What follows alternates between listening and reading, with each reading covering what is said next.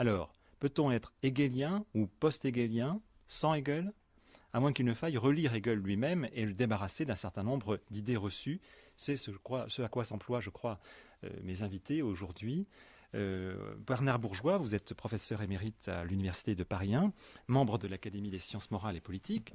Joseph Cohen, vous êtes directeur de programme au Collège international de philosophie, actuellement professeur à l'Université de Karlsruhe. Jean-François Kervégan, vous êtes professeur à l'Université de Paris 1 et Bernard Mabille, professeur à l'Université de Poitiers. Alors Bernard Bourgeois, on vous connaît bien sûr avec Hegel comme traducteur, vous avez formé des générations et des générations de lecteurs de Hegel, sans doute aussi ceux qui sont autour de cette table.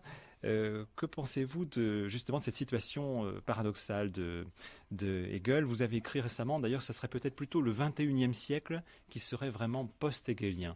Bernard Bourgeois. Vous évoquiez récemment Kojève, et je crois que vous avez tout à fait raison. L'impact de Kojève avant la guerre et immédiatement après la guerre a été considérable, beaucoup plus que par exemple celui qu'avait exercé Jean Val et celui qu'exercera un peu après Kojève Hippolyte. Parce qu'il rendait présent Hegel. Il le rendait présent dans des textes d'où on pouvait constater d'ailleurs que Hegel n'était guère présent.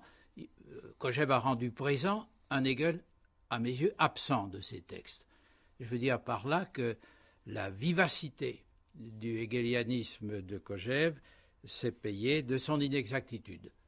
Je crois que la mission des hegelianisants, des admirateurs de Hegel, est de rendre Hegel aujourd'hui encore aussi présent que Kojève l'avait fait, mais dans un respect beaucoup plus grand du contenu manifeste des textes hegeliens, c'est-à-dire de l'exactitude.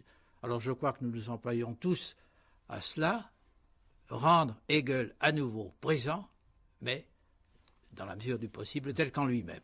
Alors pour le rendre présent et fidèle à lui-même, il faut effectivement briser un certain nombre de clichés.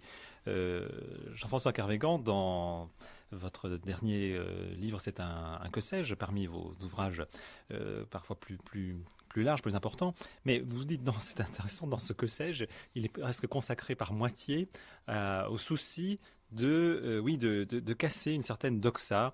On peut peut-être revenir sur certains points comme la dialectique, par exemple. On associe toujours Hegel à la dialectique, thèse, antithèse, synthèse, réduite en quelque sorte à une sorte de rhétorique scolaire. Pourquoi ces clichés? Quels sont ces clichés? Comment faut-il effectivement les mettre en pièces? Jean-François Kervégan.